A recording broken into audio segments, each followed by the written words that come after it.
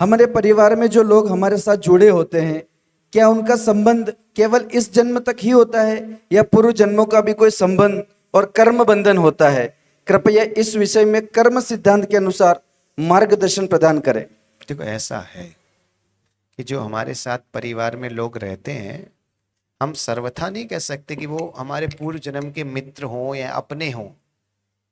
इस जन्म का भी संबंध हो सकता है और पूर्व जन्म का भी हो सकता है। पर याद रखना, जिन व्यक्तियों से आपको बहुत तीव्र स्नेह उमड़ता है, बहुत तीव्र रूप में स्नेह होता है, राग होता है, या जिन व्यक्तियों से आपको बहुत तीव्र रूप में द्वेष होता है, तो वो व्यक्ति प्रयाग करके पूर्व जन्म के संबंध के सिद्धांत मिलते हैं।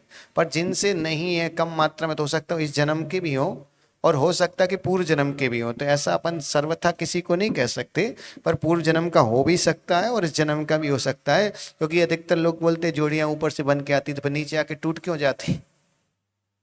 तो ऐसा नहीं है, कुछ चीजें ऐसे हैं कि बस कुछ कर्म है ऐसे हैं जिन कर्म के कारण हमें लिखा है कि हमारे भाग में माता पिता मिलेंगे तो मिलेंगे, हमारे भाग में भाई लिखा है तो भाई मिलेगा, बहन लिखा बहन मिलेगी, पत्नी लिखा पत्नी मिलेंगे। उनका स्वभाव कैसा होगा, ये कुछ चीजें उनके ऊपर भी डिपेंड करती, कुछ कर्म पे भी करती है। इसलिए अपन तो सबके प्रति अच्छे संबंध बना के रखो, अच्छा प्रेम बना के रखो। क्योंकि याद रखना, अच्छा प्रेम बना के रखेंगे तो उनसे हमारे अगले जन्म में और इस जन्म में भी उनका भी हमारे प्रति अच्छा प्रेम होगा। हम इतना ही कर सकते। और जब केवली भगवान का सानिध्य मिले तो उनसे जरूर पूछना कि हमारे जो संबंधी थे वो इस जन्म के थे कि पूर्व जन्म के थे।